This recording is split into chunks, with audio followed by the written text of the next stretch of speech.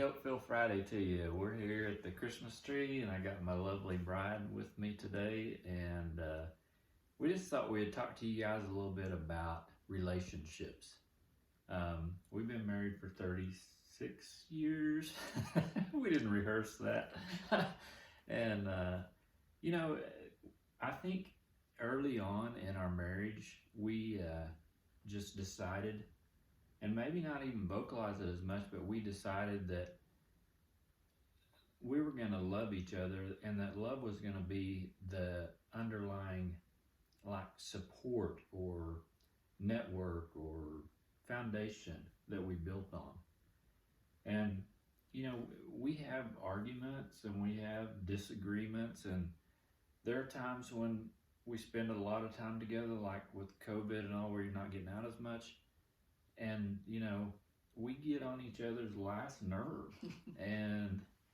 But through those disagreements and arguments and things, the whole underlying thing is that we love each other, and that when you love someone, I cherish her and I respect her, and I want to show that when I'm talking with someone else about her. You've never heard me say, well, the old lady, that's a derogatory comment. I wouldn't say that. I wouldn't say that to your face. Right. And I wouldn't say that to someone else either. Not trying to be cool or neat or whatever that sounds like. Stupid, more likely. But we just wanted to talk to you a little bit about, and that's why I invited Sarah on, about making the most of your relationship. You may say that that's good for you guys because you started that way. Well, it really doesn't matter. You can pick up wherever you are with your spouse, with your family, whatever. Maybe you've been married longer than we have, but you can still start that today. We were talking the other day about communication, and different people communicate in different ways, and so it's important that you're communicating your love to someone in the way that they receive love, not necessarily in the way that is the easiest for you to give that love. And by today's standards, we got married really young, and I brought a lot of emotion to the marriage. We're still really young.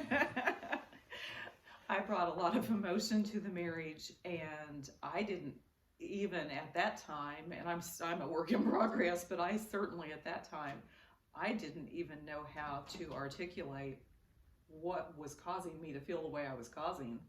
And, that really puts you at a disadvantage in knowing, if you said some little something that set me off, and I couldn't even explain to you why it set me off because I didn't know why it set me off. That was some tough times on communication. But in spite of that, we did.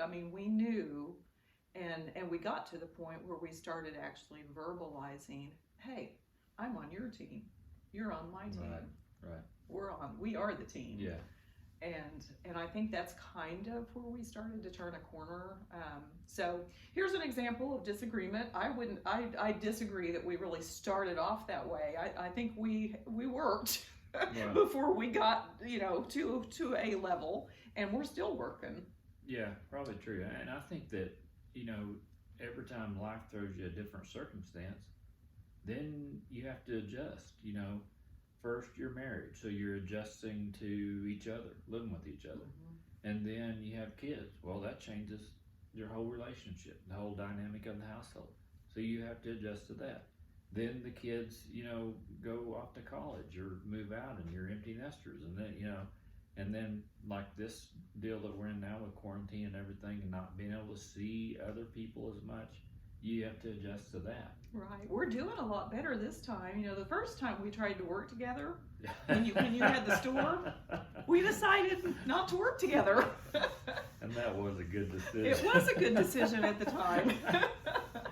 But now we're working together, and we are together with COVID almost 24/7. Yeah. In and out. Yeah, I guess 24/7 is not fair. In and out, but one thing you said this morning, and we got this off Dave Ramsey. We're big Dave Ramsey fans, but one thing that Dave said, and Sarah and I have done, is You know, when you need to talk with someone and you need their undivided attention, you get knee to knee, elbow to elbow, whatever, hold hands, you look in the eyes, and you know, you say, and this is hard to do. You have to make yourself vulnerable. You have to put your heart out there and bear it a little bit. But you know, when you have that situation come up, and if you really want to work through it and dissect it and fix it so that it won't happen again, you have to get in a position like that and trust your spouse or whoever you're dealing with in the relationship and say, you know, hey, that bothered me, or you know, I know that bothered you. What could I have done different? How can I do that better next time, so that it doesn't offend you or, you know, cause you to feel degraded or devalued in any way.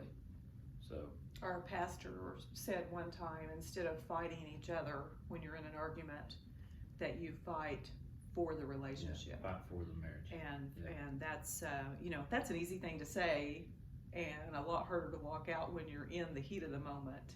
But there again, I think our underlying, you called it foundation a while ago, is that we are fighting for each other and basing that foundation is love, and keeping that, you know, in the foremost or the upper part of our minds is important.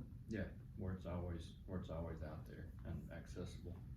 But anyway, we just wanted to come by and wish you guys a happy Oakville Friday and Merry Christmas. Hope everything works out for you this Christmas. Hope you enjoy what family you get to see.